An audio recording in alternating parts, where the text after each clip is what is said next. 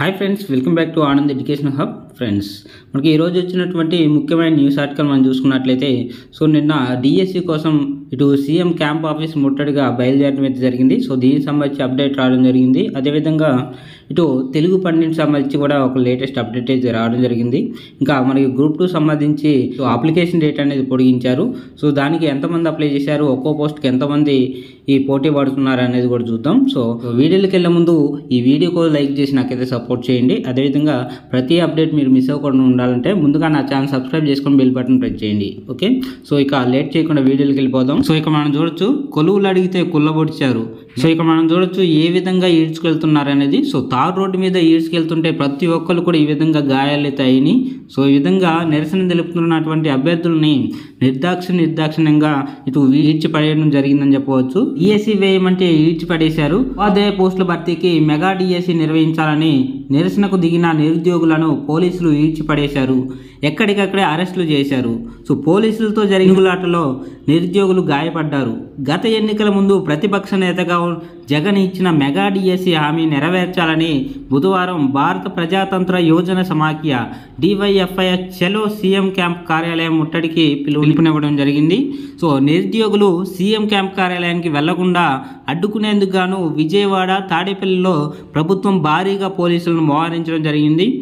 విజయవాడ బందర్ రోడ్లోని రాఘవయ్య పార్క్ నుంచి CM camp కార్యాలయం ఉన్న తాడేపల్లి వెళ్ళడానికి నిరుద్యోగులు మొదట భావించిన అక్కడ భారీగా పోలీసులు ఉన్నారనే సమాచారంతో 60 మంది ఆటోల్లో బెంజ్ సర్కిల్ నుంచి బయలుదేరడం అయితే జరిగింది. వీరు కృష్ణలంకలోని నేతాజీ వంతెన వద్దకు చేరుకోగా పోలీసులు అడ్డుకున్నారు. దీంతో అక్కడే రహదారిపై నిరసనకు దిగడం అయితే జరిగింది. వారిని పోలీసులు బలవంతంగా ఈడ్చుకెళ్లి వాహనాల్లో ఎక్కించడమే జరిగింది. ఈ సమయంలో ఉద్రిక్త పరిస్థితులు ఏర్పడ్డాయి. అరెస్టు చేసే క్రమంలో నిరుద్యోగులకు గాయాలైతే అయ్యాయి. అంతకుముందు నిరుద్యోగులు విజయవాడకు రాకుండా జిల్లాలో ఎక్కడికక్కడే అరెస్టులు చేయడమే జరిగింది. డివైఎఫ్ఐ నేతల్లో కొందరిని ముందుగానే అదుపులోకి తీసుకొని మరికొందరిని గృహ నిర్బంధం చేశారు. కొందరికి ముందస్తు నోటీసులు జారీ చేశారు. డివైఎఫ్ఐ అధ్యక్ష ప్రధాన కార్యదర్శులు రామన్న మాట్లాడుతూ మెగా డిఎస్సి ప్రకటించాలంటే అణిచివేయాలని చూడడం సిగ్గుచేటని, ఏటా జాబ్ క్యాలెండర్ ప్రకటిస్తామని సీఎం జగన్ నిరుద్యోగులను మోసం చేశారు. రాష్ట్రంలో 18,250 పోస్టులు ఖాళీగా ఉండగా ఈ నెలాఖరుకు మరొక 5,000 మంది ఉపాధ్యాయులు పదవీ విరమణ చేయబోతున్నారు. ప్రభుత్వ పాఠశాలల్లో ఉపాధ్యాయులు లేక 2 ఏళ్లలో సుమారు 6 లక్షల మంది విద్యార్థులు డ్రాప్ అవుట్ అయితే అయ్యారు. ఈ విధంగా రాము గారు చెప్పడం జరిగింది. ఈ విధంగా నిన్న ఏదైతే కార్యక్రమం చేపట్టామో సీఎం క్యాంప్ ఆఫీస్ ముట్టడి అనేది, ఈ విధంగా పోలీసులు ఎక్కడెక్కడికి వాళ్ళ బూట్ కాలతో తొక్కేశారని చెప్పవచ్చు. ఈ విధంగా ప్రభుత్వం తన అణచివేత ధోరణి అయితే మరోసారి ప్రకటించింది. ఈ విధంగా మనకి డిఎస్సి ప్రకటిస్తారా లేదా అని కొంతమంది నాయకులు వెళ్ళి బొత్స గారిని కలిస్తే డిఎస్సి ఇంకా త్వరలో ప్రకటిస్తామనే మాట వస్తుంది తప్ప ఎప్పుడు ఇస్తామనే ఒక క్లియర్ కట్ సమాధానం అయితే రాలేదు.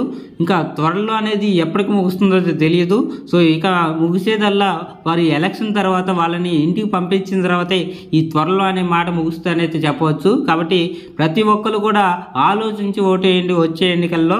ఇక నెక్స్ట్ ఆర్టికల్ మనం చూసినట్లయితే ఎస్ఎస్ఏ ఉద్యోగుల సమ్మె విరమణ అయితే చేశారు. సర్వశిక్ష అభియాన్ సంబంధించి మంత్రి బొత్సతో చర్చలు ఫలించినట్లు ప్రకటించిన ఐకాస.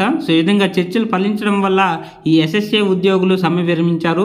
ఈ చర్చలు ఏమేమి చెప్పారు అనేది ఇక్కడ ఒకసారి మనం చూద్దాం. ఎస్ఎస్ఏలోని 10 విభాగాలకు జీతాలు పెంచుతామని, హెచ్ఆర్ విధానం అమలుకు కమిటీ ఏర్పాటు చేస్తామని మంత్రి బొత్స హామీ ఇచ్చినట్టు తెలిపారు.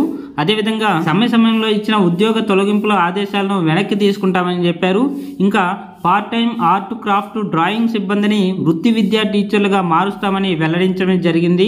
అదేవిధంగా మరొక ఇంపార్టెంట్ న్యూస్ ఏంటంటే గతంలో తొలగించిన పీజీటీ తెలుగు, ఆంగ్ల టీచర్లను మళ్ళీ విధుల్లోకి తీసుకుంటామని చెప్పడం జరిగింది. అనుభవం ఆధారంగా స్లాబులు ఏర్పాటు చేసి మినిమం టైం స్కేల్ అమలును పరిశీలించేందుకు చర్చల్లో అంగీకరించడమే జరిగింది. ఈ విధంగా చర్చలు సఫలం కావడంతో ఇటు సర్వశిక్ష అభియాన్ సంబంధించిన ఉద్యోగులు సమ్మె విరమించడం జరిగింది. మరికొన్ని న్యూస్ ఆర్టికల్ మనం చూసినట్లయితే ఇటు గ్రూప్ 2 సంబంధించి ఒక్కో పోస్టుకు 446 మంది అయితే పోటీ పడుతున్నారు.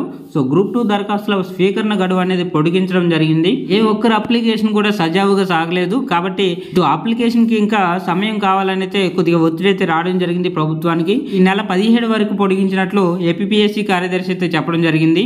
అయితే ఇక్కడ మరొక విషయం గుర్తుంచుకోవాలి ఏంటంటే అప్లికేషన్ డేట్ పెంచారు కానీ ఇక్కడ ఎగ్జామ్ డేట్ అయితే పెంచలేదు. ఫిబ్రవరి 25వ తేదీన రాత పరీక్ష యథాతథంగా జరుగుతుందని వెల్లడించడం జరిగింది. కాబట్టి ఎగ్జామ్ మాత్రం పక్కాగా ఫిబ్రవరిలో జరిగే అవకాశం అయితే క్లియర్గా తెలుస్తుంది. అయితే దరఖాస్తుల స్వీకరణ గత నెల 21 నుంచి అయితే ప్రారంభం కాగా ఇప్పటి వరకు సుమారు 4 లక్షల మంది అయితే అప్లికేషన్ చేసుకోవడం జరిగింది.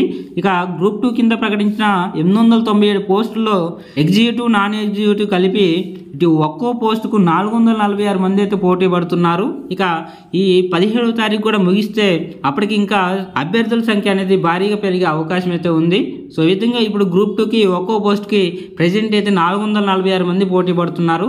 సో టోటల్గా ఇప్పటి వరకు 4 లక్షల మంది అయితే అప్లై చేసుకున్నారు.